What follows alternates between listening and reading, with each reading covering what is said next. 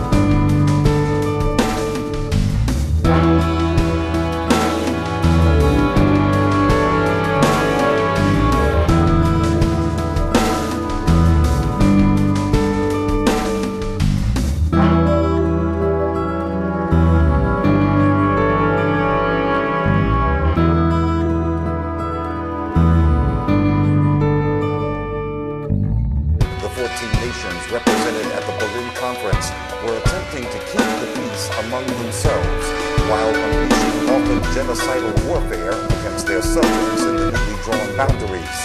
In the end, they could not avoid turning against one another in two devastating world wars. In 2005, one imperial power aims to dominate the world, the United States. Uncle Sam, who in the 1800s was content to dominate the Western Hemisphere and expand into the Pacific, now focuses his greedy eyes on Africa. There are vast reserves of oil there and weak governments that are a legacy of the colonial structures put in place in Berlin back in 1885. The American superpower is, however, quite different than the gathering of mostly Europeans who carved up Africa more than a century ago. The Europeans of that day sought a kind of order. The United States pursues a strategy of chaos designed to keep African civil society continually in turmoil.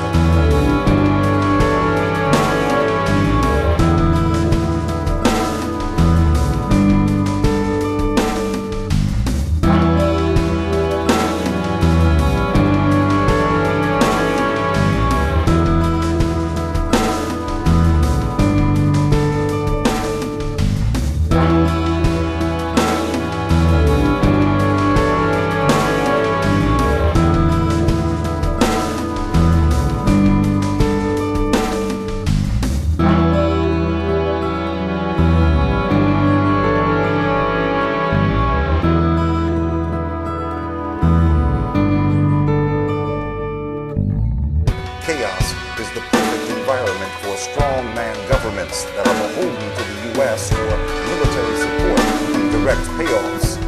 The U.S. is rapidly militarizing Africa, forming a family of bases wide and deep across the continent.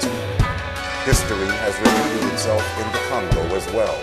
At least 3 million people have died there in recent years as a direct result of the U.S. policy of planned chaos.